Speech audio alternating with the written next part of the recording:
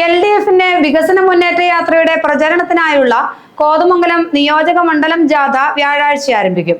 Antony John MLA ആണ് captain. LDFിന്റെ മധ്യമേഖലാ വികസന മുന്നേറ്റ ജാഥ ഈ മാസം 10-നാണ് കോതമംഗലത്ത് എത്തുന്നത്.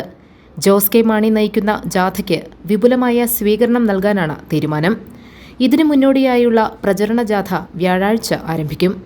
ആന്റണി ജോൺ MLA ആണ് ജാഥയുടെ ക്യാപ്റ്റൻ. CPI നേതാവ് PT ബെന്നി വൈസ് ചെയർമാനുമാണ്. വ്യാഴാഴ്ച വൈകുന്നേരം 4-ന് വടാട്ടുപാറയിൽ നിന്നും ആരംഭിക്കുന്ന ജാഥയുടെ ഉദ്ഘാടനം CPI സംസ്ഥാന എക്സിക്യൂട്ടീവ് അംഗം മുല്ലക്കര രത്നാകരൻ നിർവഹിക്കും. വെള്ളിയാഴ്ച രാവിലെ 9-ന് നേര്യമംഗലത്ത് നിന്ന് ജാഥയുടെ 2-ാം ദിവസത്തെ പര്യടനം ആരംഭിക്കും. വൈകുന്നേരം 5-ന് കോഴിപ്പള്ളിയിലാണ് സമാപനം. 3-ാം ദിവസമായ ശനിയാഴ്ച തൃക്കാര്യൂരിൽ നിന്നും പുറപ്പെടുന്ന ജാഥ വിവിധ സ്ഥലങ്ങളിലെ സ്വീകരണത്തിനു ശേഷം കുട്ടമ്പുഴയിൽ സമാപിക്കും.